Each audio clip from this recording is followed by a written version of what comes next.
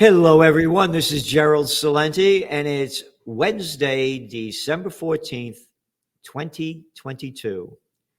And we are honored, privileged to have with us again Judge Andrew Napolitano, a man of life, liberty, and the pursuit of happiness, a Declaration of Independence with the knowledge of the Constitution, the Bill of Rights, our rights that have been lost from us, what we have to do to get them back, and how we all have to unite during this time to make that happen. Judge, thanks for being here today. A pleasure to be with you, my dear friend. You know, you have an article that it's coming out tomorrow, and it's really, I read the title, Holes in the Constitution.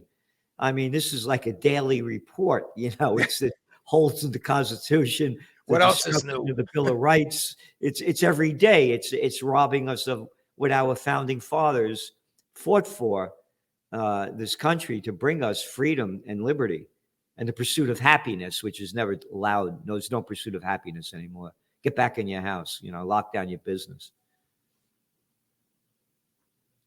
So tell us about this article. Oh, well, the article reminds the American public that the FBI, notwithstanding what Chris Wray said under oath, and the DEA, which refuses to speak publicly about this, continues to spy on Americans, continues to download what's in our iPhones and mobile phones, turn them into surveillance and tracking devices in violation of the Fourth Amendment. The reason I wrote the article this week is because last summer, July of 2021, Joe Biden did a good thing. He found out that Trump-era software called ZeroClick, which allows the user of the software to gain access to the mobile phone and the desktop without tricking them into clicking onto a phony link, was being used by the FBI. When he learned about it, he forbade it, and he had the Commerce and Treasury departments strip the import-export licenses of the Israeli software company that manufactured it. Everybody thought that was the end of it. New York Times reported last weekend that the DEA and other federal agents have now found a way around this. They got some other Israeli software that effectively allows the same thing. This software tailor makes a link to entice you. So they would find out what kind of websites you visit. Oh, there's the pair of shoes I've been looking for. Let me see what they look like. Click on the link, and you have opened up your device to the DEA to listen to you, to track you, and to download at the same time. This happens all the time. This happens every day. The New York Times revealed it last weekend. And the feds, of course, argue when they get caught, well, don't worry about it. If we get information about you from your website or from your iPhone and we don't use it against you in a prosecution, no harm, no foul. No harm, no foul. The Fourth Amendment protects us in our persons, houses, papers, and effects from all government, not just law enforcement. Just because the FBI changes hats, they take off the hat that says law enforcement, they put on the hat that says intel, doesn't change what they are. They are the government spying on us, invading our privacy in violation of the Fourth Amendment. So, question, what do you call entering somebody else's computer without their permission and without a search warrant? Answer, computer hacking. That's a felony. These people that do this for the federal government should be prosecuted, just like these creeps from Eastern Europe that hack into our computers. That's why I wrote the piece, so the American public would know this. It's the USSA, the United Soviet States of America. We've lost our freedom in so many different ways. And again, first of all, tell me the great success that the FBI and the CIA have accomplished in our lifetime with the trillions of dollars that we've spent so far, our money that they steal from us. Oh, everybody, don't forget to do all your taxes. It's the end of the year. They want to steal as much of your money as they can to keep the crime syndicate going. So be good boys and girls. Don't fight back. Don't know what's going on, because that's what they're doing to us. Again, you tell me the great successes that they've had by stealing our rights, and whether it's the FBI, the NSA, the CIA, or the FUCK, YOU. Well, there are 16 acknowledged. There's probably more that the government doesn't acknowledge. There are 16 acknowledged federal intelligence agencies, translated spies. What have they succeeded in doing? Taking our money from us while we're smiling, persuading us that they work for us rather than we work for them. C.S. Lewis once said, the greatest accomplishment the devil has ever perpetrated is convincing us that he doesn't exist. The greatest accomplishment these people have perpetrated is convincing us that they are our friend.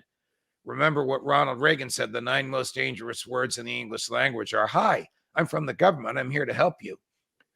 These are the people who don't change, no matter who's the president and which party controls Congress and who's on the Supreme Court. They and their culture are always there. And their culture is spy first, worry about the Fourth Amendment later. Do what you have to, get away with what you can. We'll cover your backside for you.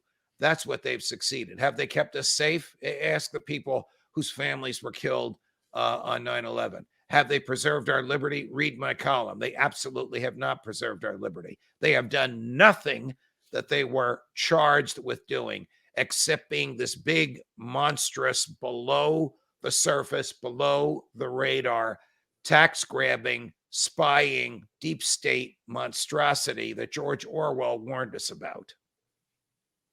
You know, talking about George Orwell, you write also here about the Patriot Act. I mean, Orwell could not have come up with a better name than the Patriot Act. It's the antithesis of patriotism. Well, that's the other George, probably the dumbest president in the post-World War II era, George W. Bush. That was his baby. And the Patriot Act authorizes one federal or empowers one federal agent to authorize another federal agent to issue a national security letter, which is the equivalent of a search warrant on a third party. So they could go to your bank, they could go to your lawyer, they could go to your doctor and give them a national security letter. This is not a search warrant signed by a judge. This is not a subpoena voted on by a grand jury. This is one federal agent authorizing another. And if the recipient of the subpoena, your doctor, your lawyer, your banker, your financial advisor, your telecom provider, your computer service provider, if they tell you that this national letter has arrived, then they can be prosecuted. All they are allowed to do is to fork over your records without you knowing about it. Thank you, George W. Bush. Thank you, Patriot Act. Ron Paul told me that the House of Representatives was given 15 minutes to read the Patriot Act. You're talking to one of the few people on the planet who's read it 3 times. It takes about 24 hours to read. Wow.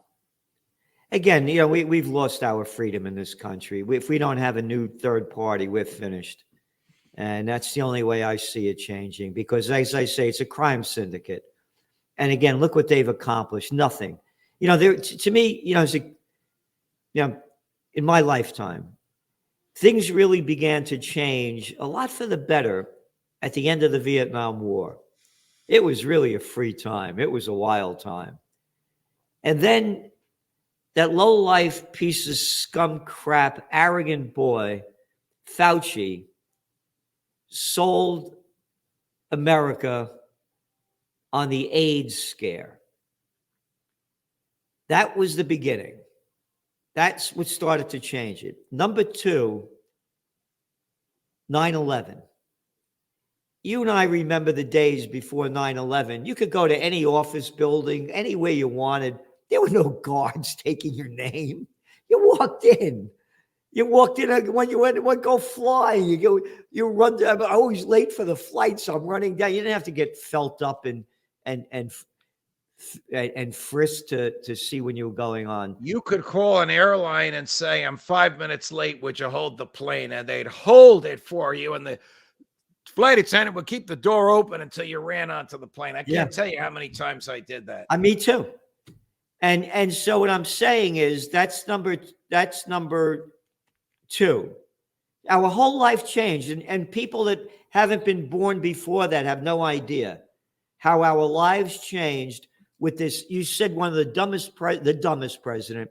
Again, I call him a little daddy's boy, George W. Bush, born on third base and thought he had a home run. Hey, remember mission accomplished? Oh, how could the people be so stupid to listen to this little piece of crap, this little jerk?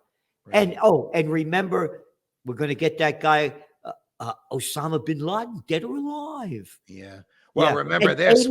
Why are we going after Saddam Hussein? And in an unguarded moment, he looked at a camera and said, "Because Saddam tried to kill my daddy." Yeah. Now, Saddam did try and kill George H.W., but that was hardly a reason to destroy a country, to kill 1 million innocent human beings, and to borrow and spend and waste $1 trillion. We're not even talking about Afghanistan. This is just Iraq. Yeah. Oh, killing over 1 million people or assessed around that number. Right. Oh, those dirty Russians. No, America killed those people. Oh, and going back to little Georgie Bush, making up this crap, and people swallowed it. Yes. Over 80% of the people supported the Afghan war. Yes. So again, going back to what's going on, and you're talking about we're talking about the Patriot Act now. Again, Orwellian to the first degree. It looks like the United States is going to be sending, quote, Patriot missiles to Ukraine to fight the Russians. These are the most potent land-based offensive weaponry we have. Okay, land-based, we know what that means. Offensive weaponry. You don't use them to shoot down a missile that's coming into you. You shoot them to cause massive destruction wherever they land. Not only are we about to send these, we're sending ones from our substance, not our surplus. We're sending these missiles that we bought supposedly to defend the United States by attacking an enemy if somebody attacked us. We haven't been attacked since FDR manipulated the Japanese into bombing Pearl Harbor. But that's another story for another time. My point is, this is more sophisticated offensive weaponry than the Russians have. And it comes with this. You have our permission to reach deep into Russia. What do you think these Ukrainians were doing? They're going to aim this at Moscow. And the Putin's people are going to see made in USA on it. So World War III has started. You've been saying this for months. I'll be asking Scott Ritter about this later today. Has World War III started? If it hasn't, it's going to start next week when these Patriot missiles get there. And, the Russians and I've been saying that the United States is at war and NATO is at war with Russia. It's not a proxy war. And yesterday it was reported that British Royal Marines conducted high-risk operations in Ukraine in April. Lieutenant General Robert Magawan wrote in the force's official journal. And by the way, I love these names.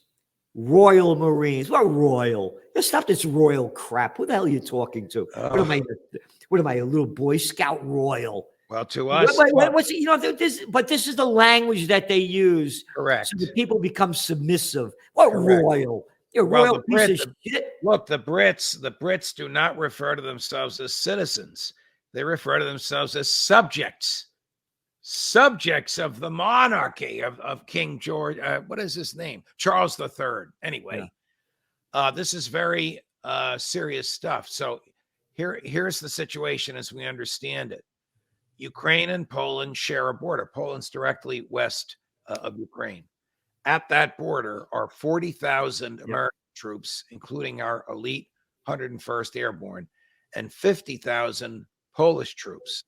The Polish president has said, we're going to help Ukrainians get Crimea back. Well, Crimea has been Russian for 300 years. Now you have British soldiers on the ground. You have American CIA and American troops in civilian garb on the ground. You have American CIA spying on the Brits, spying on the Russians, spying on the Ukrainians on the ground, and this offensive weaponry about to arrive. Now, we add those together. 1 + 1 + 1 + 1 equals WW3. Yep. It started. And again, you're the one. I'm not saying this because we're friends and we work together. I'm saying it because it's true. You're the first one who said this, that World War III has started. Well, it was the cover of our magazine, the Trends Journal, on February 22nd, 2 days before the Russian invasion. We had COVID war, Ukraine war, World War, and with the explosion. And I found this, in one of the buildings I have here is the 1774 Academy, one of the first public schools in America. And we're redoing the whole upstairs, and we found these things from the people that were there before. And here's from Tuesday evening. They used to put papers out twice a day. May 10th, 1960. This is from the Kingston Daily Freeman. Here's the headline. Soviet threatens rockets at spy bases. All right, let's think of that headline. Soviet threatens rockets at spy bases. Number one, what's a spy base? And why does America have spy bases over there when we're Americans and we have our own national interests? But then you read the article. So that gets you to hate the Russians right away because it says the Soviet threatens rockets at spy bases that threaten Americans, right? Here we go. Moscow, Associated Press. Premier Nikita Khrushchev warned Monday night that Soviet rockets will shoot down any more spy planes that venture over Soviet soil, and his government will take, quote, appropriate countermeasures. Wait a minute.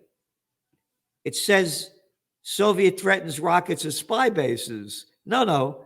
The Soviets are threatening to shoot down American planes that are flying over the Soviet Union.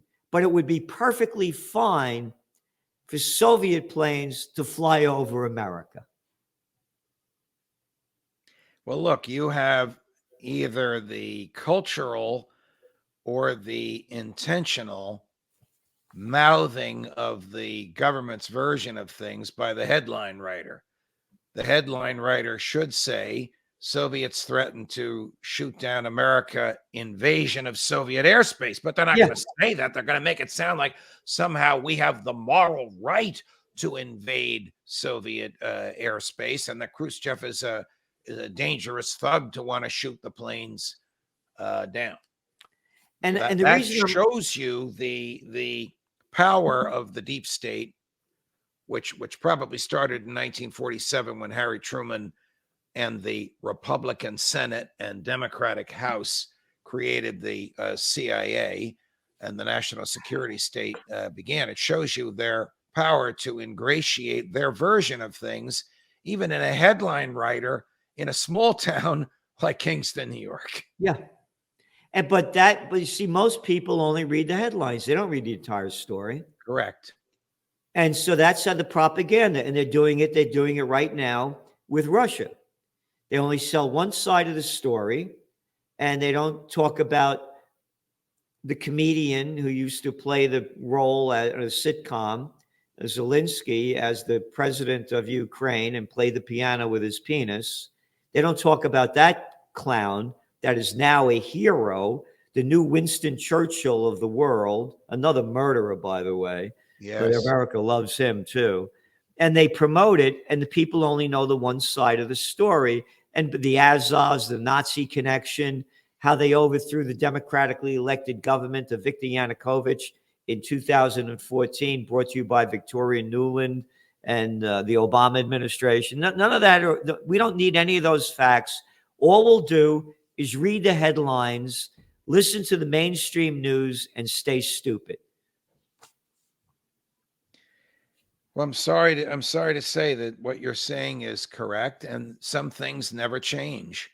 I mean, that headline is 70 years old, 65 years old, and yet the same attitude, the same let's find somebody to hate is still there. You know, we Yep. hated Khrushchev. We hated North Vietnam. We hated Saddam Hussein.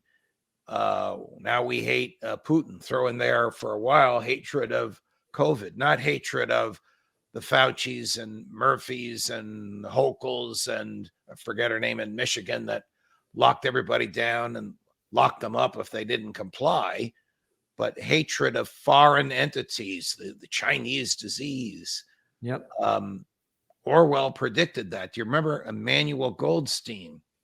Emmanuel Goldstein was the name of Big Brother that everybody, it turned out it didn't exist, but that everybody was taught to hate so that the government could justify stealing money, spending money, and killing people in order to stamp out that which was hated. It was Witless Whitmer. Isn't that her name? Whitmer? Yes, right. Yep. Gretchen Whitmer, who might Who be get running one. with Biden, might be running with Biden for vice president if they Yeah. can find something else for Kamala Harris to do. Yeah, and the people re-voted her back in. Oh, I Yeah. was saying what destroyed this country. I mentioned the AIDS scare, 9/11, and thirdly, big time, the COVID war. Yes. Our whole lives have changed now. Everywhere I go, people are wearing masks. I agree with our friend Paul Craig Roberts and many, many others, Lou Rockwell, Ron Paul, that the COVID scare was a trial run for a dictatorship in this country. Yep. To determine how easy it is to control people and keep them in their place. And they used the most potent weapon they have, fear. They scared the daylights out of everybody, and Times Square became a ghost town, and they wouldn't let you go anywhere unless you had a mask on. You couldn't be arm in arm with anybody. You had to be 6 feet apart. A Catholic bishop in New Jersey that refused to close the churches was visited by 5 Catholic state troopers who said, you know, Your Excellency, we have to arrest you if you don't close those churches. And an elderly gentleman, he did close the churches. And so it worked. The government demonstrated to itself the ease with which it could control everybody. Forget about the Constitution, forget about the laws, forget about the Bill of Rights. It's just government control. Paul Craig Roberts is right. It was a trial run. God only knows when it'll happen again and how long it'll last the next time. Well, the trial run is World War III. And just as the people marched off to the COVID war, just as they marched off, I'm a Yankee Doodle Dandy, Yankee Doodle do or die. Yeah, over there. Oh, the Yanks are coming over there. What are you doing over there? Oh, no. When you mentioned about little Georgie Bush, about you try to kill my daddy, Saddam Hussein, how come? Oh, you mean because his father invaded and slaughtered a couple of 100,000 Iraqis? Correct. No, we won't talk about that. No, you can't say that. You're not allowed to say that. America had every right to go over there and destroy the place. It's been doing it forever, you know, since we've been born. So why should they not stop? You know, what's his name? Pilger, Silencing of the Lambs. John Pilger. He said in his lifetime, America has invaded like 50 countries. You know, it bringing freedom and democracy. Well, we don't bring freedom and democracy. We bring violence and death. We are doing what John Adams warned us never to do. Don't go about the world looking for monsters to slay. A, there will be no end to your search. B, what will you do when the slayers turn around and look back at you? Yep. Yeah, no, this is serious. We are in a very serious situation. I love listening to music. And when the COVID war broke out, my whole sentiment changed. I hardly listen to it anymore like I used to. And I try in the morning to lift myself up and listen to the old great jazz and things. And because my business is to be I'm a trend forecaster. And I see the trends ahead. And it's the cover of the Trends Journal for this issue that just went out yesterday. Yep, this Christmas, stop wars, be a warrior for the Prince of Peace. If we don't unite for peace, we're going to die in war. And it's Christmas time. Again, regardless of what religion you believe in, it's not about that. Jesus Christ was the warrior, it was the Prince of Peace. But the only thing they talk about at Christmas time is, hey, how are Christmas sales going? Was it a good Black Friday? Oh, and by the way, we have to get rid of that word Black Friday. I find that racist. Let's really be stupid. But anyway, we have to unite. And what I have, my mission in 2023 is to do everything I can in two ways. Number one, at 76 years old, I'm fighting for the spirit of 1776. And in doing that, we need a new third party. And Judge Napolitano to be ahead of that new third party. That's the way I see it changing, because there's no one out there in America that has the knowledge, the passion, the caring, and the heart and soul that you do in knowing what has happened to this country and our loss of rights and what we have to do to get them back. So thank you very much, Judge. Thank you, Gerald. God bless you. All the best. All the best.